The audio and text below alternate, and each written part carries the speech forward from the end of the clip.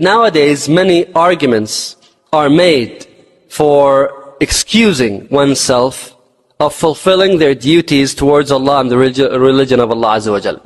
And the most convincing arguments come from people who have a background in knowledge. The people who are well versed with the evidences, so they have the ability to pull out some ayat of Quran and to pull out some ahadith and to pull out some statements and then bring them together in a way that may sound convincing as presenting an argument that gives them an excuse. For example, you would have people say that we are in Mecca, and you would have others say that we are in the weak stage, so we need to apply the rules that apply to the weak stage. Now the thing here is, yes, there was a situation once upon a time, 1400 years ago, when Rasulullah ﷺ was in Mecca, that they applied rules of weakness before they went to Medina.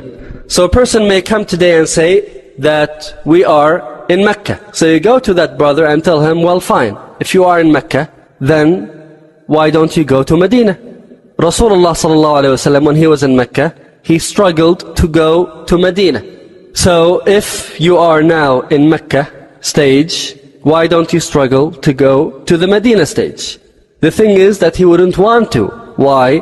Because the pay in Medina is less than the pay in Mecca. The life in Mecca is more comfortable than it is going to be in Medina, and therefore this person is not willing to make the move. The person would say that we are in the stage of weakness. Well, fine, if you're in the stage of weakness, then prepare yourself to get out of it.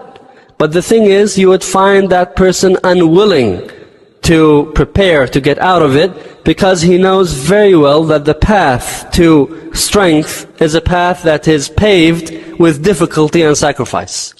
Rasulullah ﷺ, yes, at one point of time he was in Mecca and the Muslims were in Mecca, but they did all what was humanly capable for them to do in order to get out of that situation. If you look at the seerah of Rasulullah ﷺ, you see that it is fascinating how Rasulullah ﷺ would knock on every door possible to find a way out of Mecca. I mean, Rasulullah ﷺ would meet with the tribes in every season of Hajj, asking them to give him support so that he can make hijrah to them.